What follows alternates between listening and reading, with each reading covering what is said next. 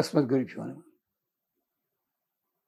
ఇప్పటి రోజుల్లో చాలామంది పూజా స్టోర్స్ చుట్టూ తిరుగుతూ రకరకాల యంత్రాల కోసం తంటాలు పడుతూ, నిజానికి ఆ యంత్రం ఖరీదు 150 200 ఉంటుంది.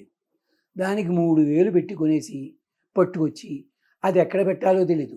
పెట్టిన దాకా ఉండి అసలు ఫలితం కంటే వేరే ఫలితం వచ్చే ప్రమాదం జరుగుతోంది. ఇలాంటివి యంత్రాల్లో తప్పుందని అంటం లేదండి. యంత్రాలు మంచివే. కానీ యంత్రాలు నిర్మాణం చేసేటప్పుడు కానీ, యంత్రములను స్థాపించేటప్పుడు కానీ దానికి కొన్ని నియమాలు ఉన్నాయి. ఇప్పటికి కూడా పాతకాలం వాళ్ళు ఉన్నారు.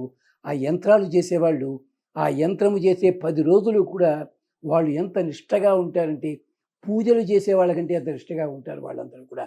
అలాంటి వాళ్ళని మేము చూచాం. కానీ అలాంటి వాళ్ళు దొరకటం లేదు. యంత్రాన్ని చెప్పి ప్రింటింగ్ చేసేసి దాంతో డిజైన్ చేసేసి ఇచ్చేస్తున్నారు. సులభమైన మంత్రం ఉంటుంది నరఘోష తొలగడానికి.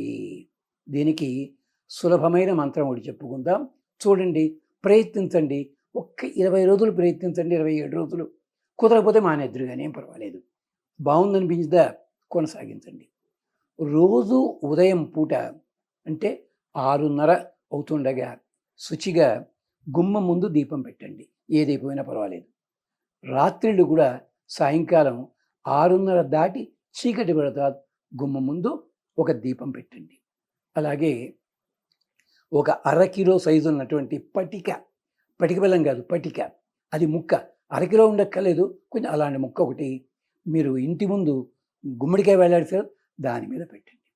ఇప్పుడు ఇక్కడ చెప్పబోయే మంత్రాన్ని మీరు శ్రద్ధగా ఇష్టదైవం ముందు కూర్చుని పఠించండి.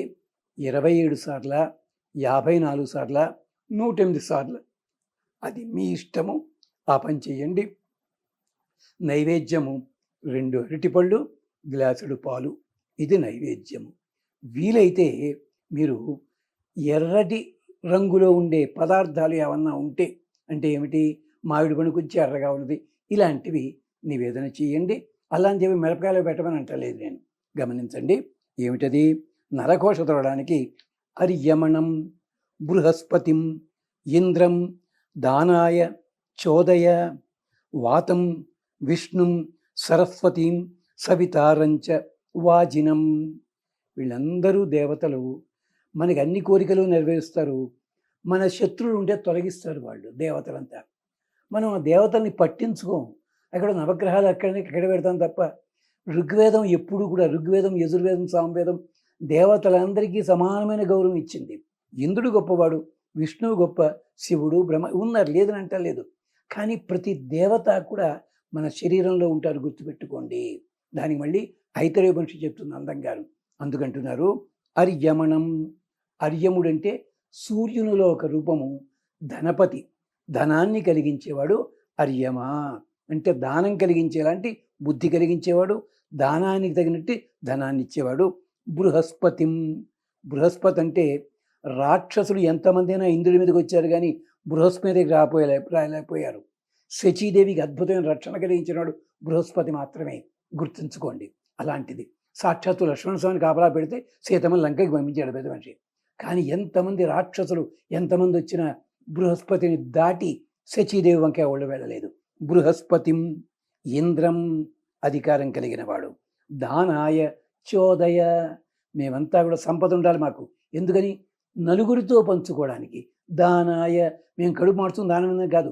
దానాయ చోదయ, 10 మందికి పంచిపెట్టేలాగా. ఈ దేవతలరా మమ్మల్ని ప్రోత్సహించండి, మాకు దానాయ చోదయ, మాకు సంపత్తి తెచ్చిపెట్టండి.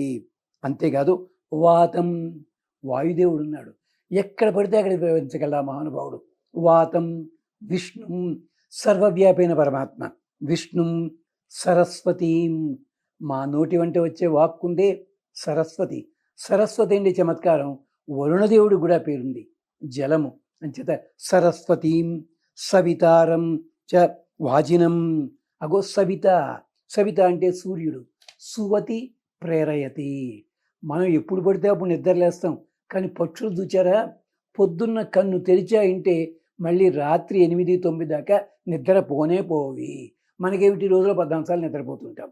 అందుకని అలా పక్షులు అలా ఉంటాయి. అలాగ ప్రేరణ చేస్తాడు ఆయన. సవిత, సవిత వాజినం. ఎలాంటివంటి గుర్రాలు, కరెక్ట్ టైంకి పెడుతుంటాడు మహానుభావుడు. 7 గుర్రాలు ఉన్నాయి.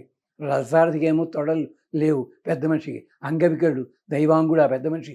అయినా కానీ సూర్యుడు టైం తప్పకుండా వస్తాడు. ఈ దేవతలారా, మీరందరూ కూడా మాకు ధనాన్ని ప్రచోదన చేయండి, మాలో బుద్ధిని ప్రచోదనం చేయండి, మేము సక్రమంగా ఉండాలి, రక్షణ కలిగించండి. తద్వారా మాకు నరుల వల్ల కలిగే ఘోష, కష్టం అన్నీ తొలగించండి అయ్యా. ఎటువంటి నాశనం అయిపోయి మేము అడగటం లేదు, మా వంకకి వాళ్ళు రాకూడదు అంతే. అది చేసి పెట్టండి దేవతలారా. ఎంత అందమైన ప్రార్థన అండి. చక్కగాను సవిత, అర్యమ, బృహస్పతి, విష్ణు, వాయు, జలదేవత అంటే పంచభూతాన్ని ప్రార్థన చేస్తున్నాం మనం. హాయిగా ఎంత అందంగా ఉందండి. గమనించండి, శ్రద్ధగా చేసుకోండి, నరఘోష తొలగించుకోండి. స్వస్తి.